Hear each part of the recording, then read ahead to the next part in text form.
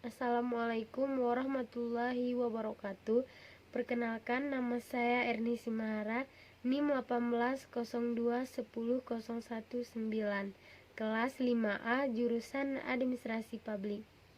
Nah, di sini saya akan menjelaskan tentang permasalahan dan isu-isu strategis perangkat di daerah Padang.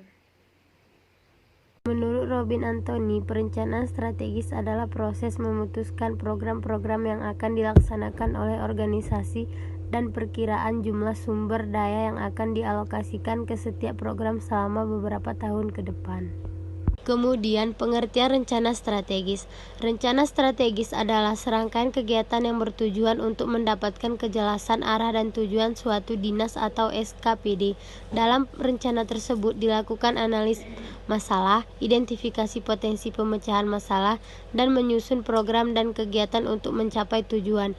Rencana strategis berfokus pada pengembangan suatu visi luas dan strategis khusus berdasarkan analis atau komprehensif terhadap situasi meliputi kekuatan dan kelemahan, serta lingkungan termasuk peluang dan kecenderungan atau tren dan mengembangkan kegiatan yang memiliki dampak terhadap masyarakat.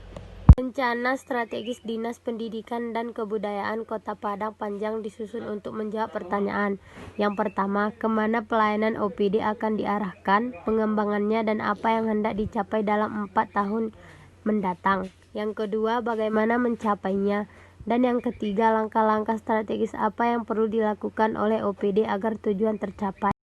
Dan tujuan. Adapun tujuan dari penyusunan Renstra Dinas Pendidikan dan Kebudayaan Kota Padang Panjang ini adalah untuk menggambarkan visi, misi, tujuan, dan sasaran serta strategi dari Dinas Pendidikan dan Kebudayaan Kota Padang Panjang dalam mendukung pencapaian visi, misi, dan kota sebagaimana tertuang dalam RPJMD Kota Padang Panjang tahun 2018 sampai 2023.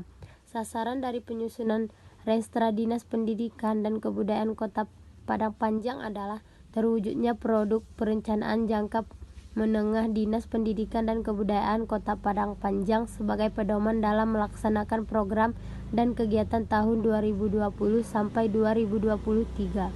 Tugas dan fungsi tata kerja Dinas Pendidikan Kebudayaan Kota Padang Panjang antara lain: 1. Kepala Dinas, 2. Sekretariat terdiri dari 2 Subbagian umum dan kepegawaian, subbagian keuangan, perencanaan, evaluasi, dan pelaporan.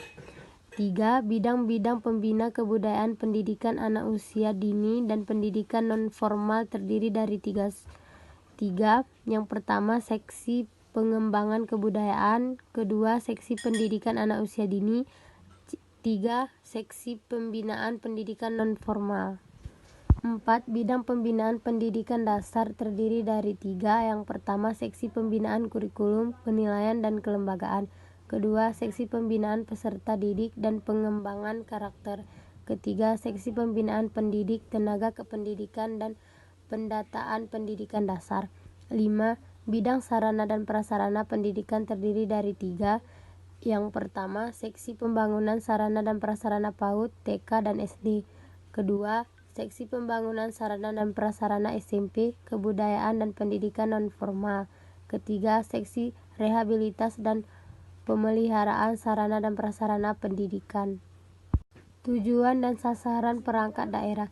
Tujuan dan sasaran organisasi perangkat daerah ditetapkan dengan mengacu kepada pernyataan visi dan misi sebagai gambaran tentang kondisi yang ingin dicapai di masa datang. Untuk itu, tujuan dan sasaran hendaknya merupakan arsitektur kinerja tertinggi atau IMPEX dari segenap operasionalisasi kebijakan melalui program dan kegiatan sepanjang 5 tahun ke depan. Sekian presentasi dari saya, lebih dan kurang saya mohon maaf. Assalamualaikum warahmatullahi wabarakatuh.